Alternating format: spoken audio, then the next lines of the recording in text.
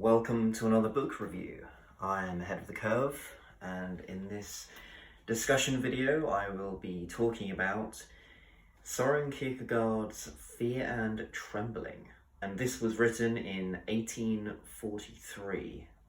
Kierkegaard was a Danish philosopher who was a social commentator on societal politics and religion, Christianity most specifically, as he was a Christian himself, and he is also most well known for being the person who coined the term existentialism. But if you're unaware, existentialism is basically the philosophy of life and death, what it means to exist, as you may infer from the word itself. In this book, he's predominantly talking about the story of Abraham, Isaac, and God, which is, I believe, in the Old Testament. And it is essentially a story of sacrifice, how far Abraham will go in order to show his allegiance to God. And so it does kind of require some kind of historical understanding of religion, insofar as the reader being aware of the story itself and the kind of philosophy of that story. And thankfully, however, the introduction does a fantastic job of kind of alleviating that kind of doubt that you might not know much about the story.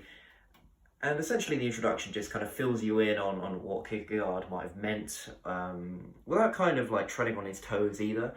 The writer of the introduction, which I will find here, Alistair Hannay, if that is how you pronounce their name. But yeah, his introduction was absolutely fantastic. It really kind of set the tone of the book, and so, because I didn't know everything about the sacrificial story, I've heard about it, but I didn't really know a lot about it, and so this introduction really helped me to kind of understand more about what Kierkegaard was trying to say throughout the piece. To kind of explain the biblical story just that bit more, so it follows that Abraham had this son, Isaac, and as I mentioned, he was showing his allegiance to God, and God basically sent him a revelation of Abraham having to sacrifice his son in order to have that kind of full-fledged faith, right? And essentially, as soon as Abraham goes to sacrifice his son, an angel comes down and puts a ram in the place of Isaac. And so the ram is sacrificed instead of his son, and it turns out that this was just a crude test of faith for Abraham. Now, I'm going to talk more about the kind of the ethics of that kind of story, or of this story, in a bit. But I thought I'd want to just fill you in on, if you were just unaware of the very kind of short but important story that this book is based on, essentially. And also, I really do love my copy because it's by Penguin Classics, as always. And so this edition has the sacrifice that I've been explaining on the front cover. So it's very much relevant in terms of what the book actually has inside of it. You know, you always have to commend Penguin Classics for just having brilliant front covers, and I very much do so appreciate that. But yeah, this painting was by Michelangelo, as you'd expect, called The Sacrifice of Isaac. But yeah, a little shout out to Penguin Books there. Brilliant edition. Love this very much. So, as many of you will perhaps know already, it's only been recently, maybe in the past kind of a year and a half or maybe 2 years, where I've actually taken the Bible much more seriously, and like its stories, the metaphors behind them. I'm particularly a fan of Adam and Eve. The book Paradise Lost is phenomenal. I really like that book. It's not really something you can read, and by the way, it's by John Milton, if you're wondering. It's not really the type of book to read in one go, but because it's set kind of as an epic. You know, if you're familiar with poems, it's kind of an epic poem, and that means that it's just a very long and kind of narrative, but in poetic form. So like stanzas and so forth. And that was kind of the first philosophical exposure I had to a biblical story.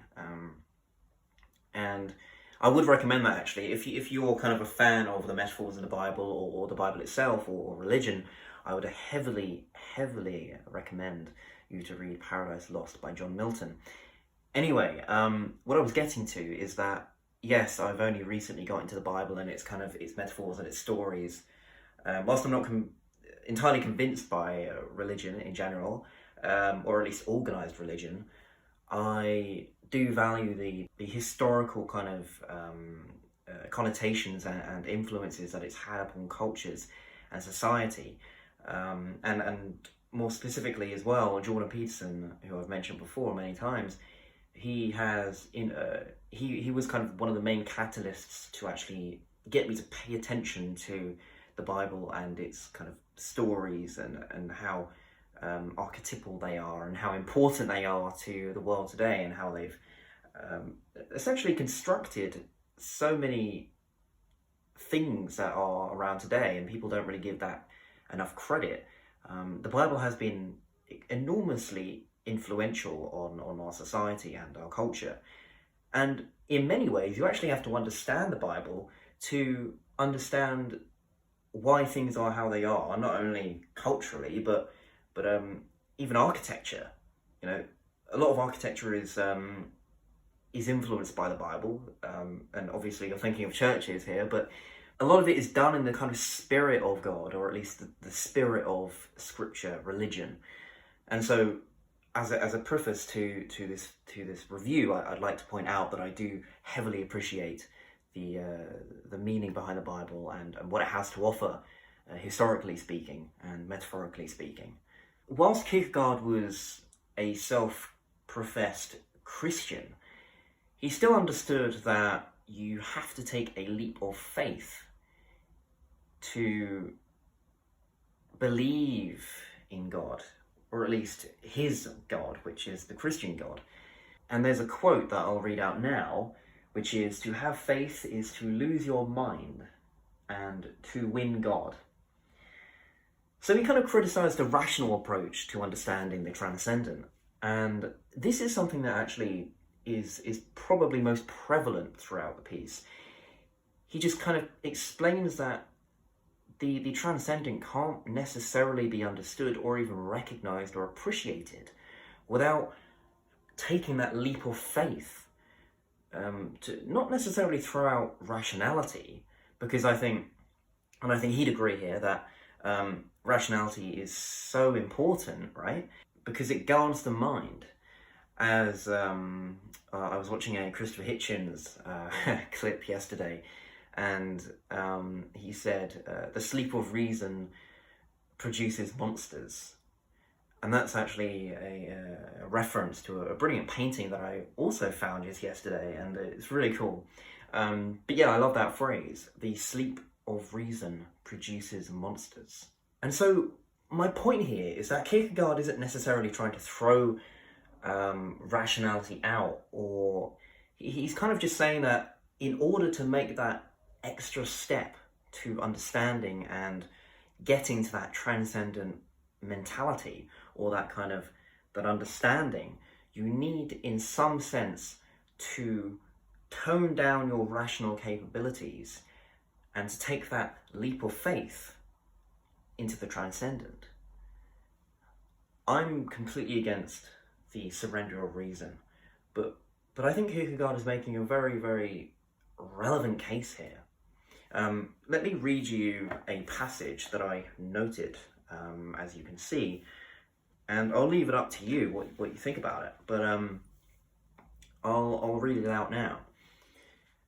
"Faith is the highest passion in a human being. Many in every generation may not come that far, but none comes further. Whether there are almost many who do not discover it in our own age, I leave open. I can only refer to my own experience, that of one who makes no secret of the fact that he has far to go, yet without therefore wishing to deceive either himself or what is great by reducing this latter to a triviality, to a children's disease which one must hope to get over as soon as possible. But life has tasks enough, even for one who fails to come as far as faith, and when he loves these honestly, life won't be a waste either, even if it can never compare with that of those who had a sense of the highest and grasped it. Kierkegaard, in this section, is explaining that there is a further level of understanding or consciousness that we can reach.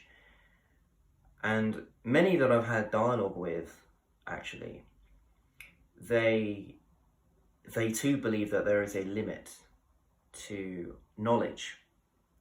That knowledge is not the height of consciousness, but the openness to spirituality or transcendence that opens up another level of being. And whilst you might say, well, that's a bit of woo-woo, that's something that Deepak Chopra might say. Okay. I'm kind of half and half on this idea, because I think it's so relevant to understand that knowledge is, and rationality is the key catalyst of free thinking.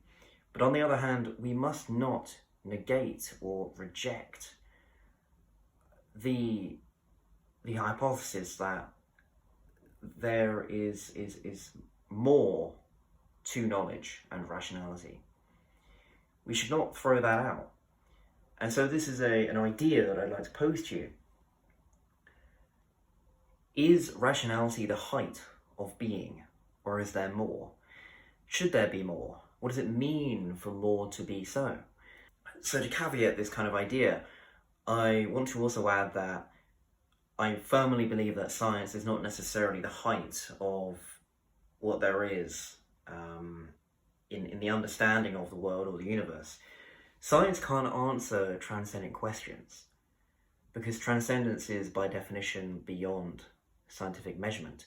It is beyond what we perceptually see. It is beyond what we can hear and think. It is much more beyond that as an idea and by definition.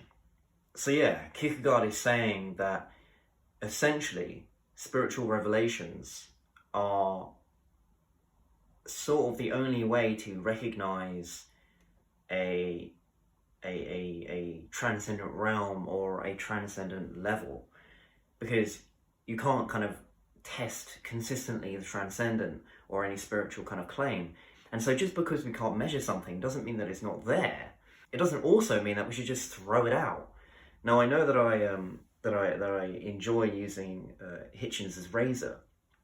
That which can be asserted without evidence can be dismissed without evidence. But I would also like to add, though, that there are some exceptions. And this is a thought that I've only recently kind of considered.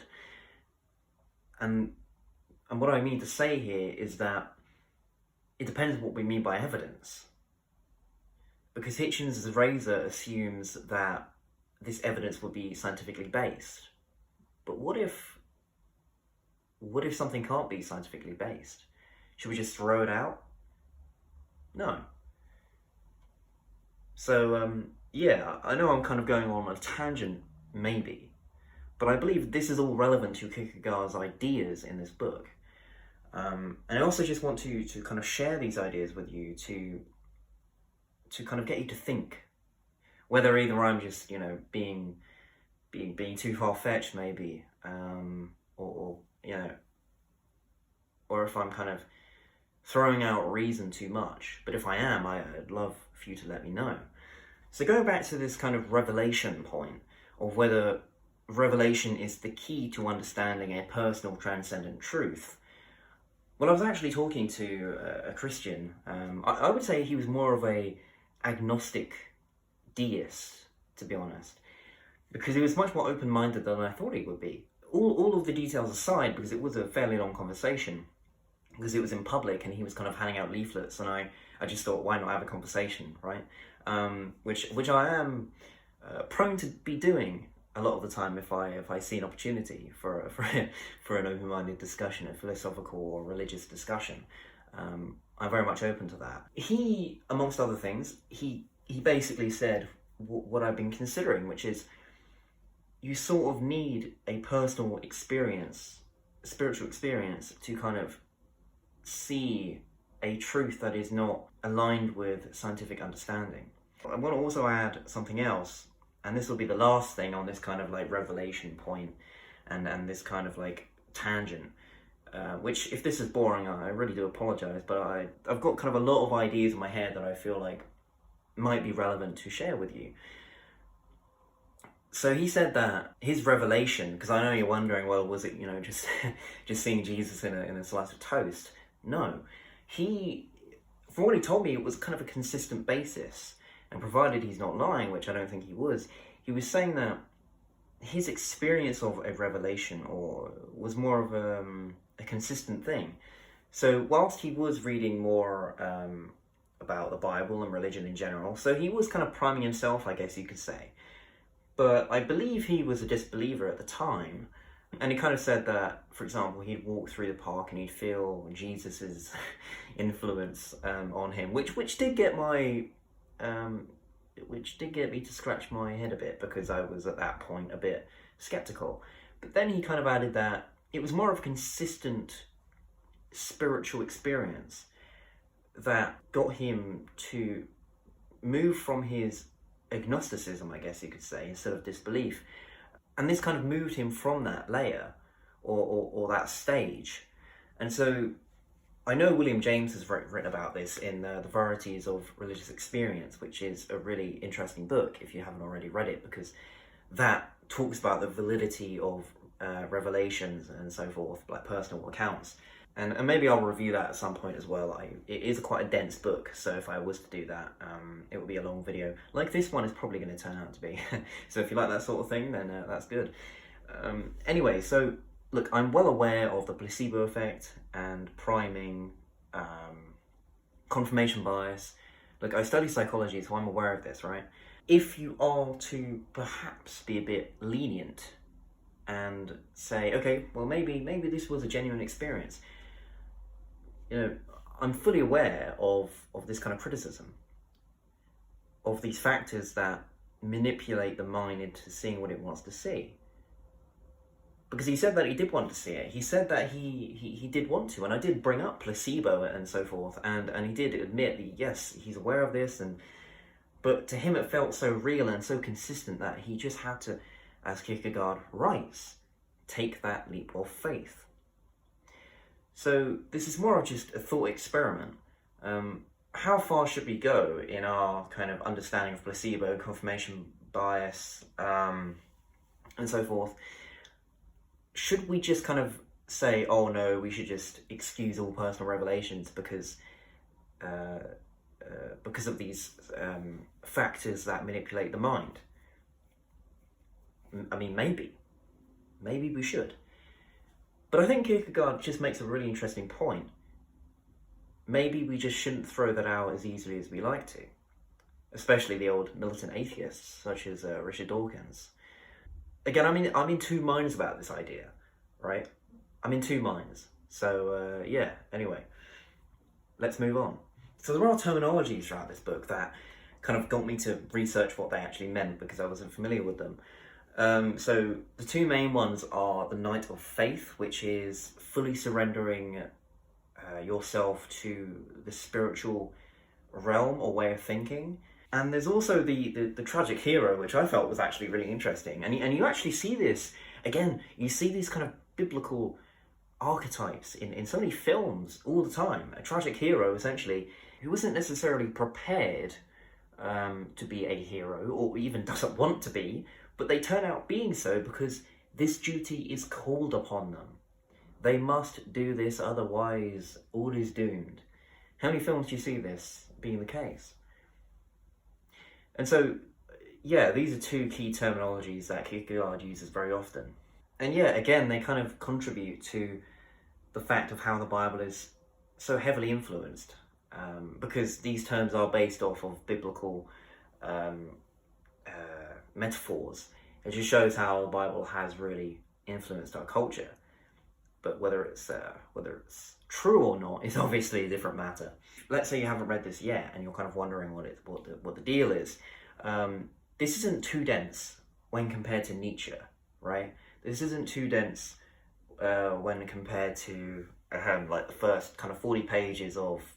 Actually, no, it would probably be equivalent to Camus' The Myth of Sisyphus, the first kind of chapter. Kierkegaard makes these interesting concluding points, which for me at least really helps understanding the text as a whole. Because in books, I really like when authors conclude their chapters, or at least when they conclude their points. It just makes everything so much easier to understand. You're not trying to kind of reread the pages. Another point on the overall text itself, I sometimes kind of skip introductions to books, but I think in this case, and I did allude to this earlier, like in this case the introduction is worth reading before you get into the main body of text, just because knowing these kind of terminologies before you plunge into it, and knowing the Bible story of Abraham and Isaac, it's so fundamental to understanding the overall feel of the text and what it actually means. So I would recommend reading the introduction if you, of course, have the same edition that I have. I normally like kind of being blind to going to books or to films. I try and watch the least amount of trailers as possible nowadays when it comes to a film, just because I want to go into that experience fresh. And so whilst I'm generally against trailers or films or kind of introductions in general, I think when you kind of read this kind of text, which is philosophical, context is really, really important. So yeah, in this case, I'd say maybe do a bit of background research if you don't already have an introduction at the start of your own copy. That really helps. It did, of course, talk about Kierkegaard's ideas and the interpretation throughout history of what people have thought about it and so on. So yeah, I say background information when you read this book is fairly important. So yeah, I thought I'd give you that heads up. So yeah, I'm excited to read more of Kierkegaard because this was the first book I've read from him. I think I'm going to read Either Or, because I've heard that is equally as good. So I don't know when I'm going to read that anyway, probably in a while, just because there's so many other authors that I haven't read yet that I need to read, and I'm sure that you guys would enjoy me to look at and to give my opinion on. I hope you enjoyed my tangents and my opinions on Kierkegaard's Fear and Trembling. Remember to check out the description for my Goodreads account, where you can follow which books I read and when I read them and all sorts. Follow my Instagram if you don't already. My main stuff is on there, my posting quotes and all and that kind of thing. Thank you ever so much for watching, and I look forward to seeing you next week.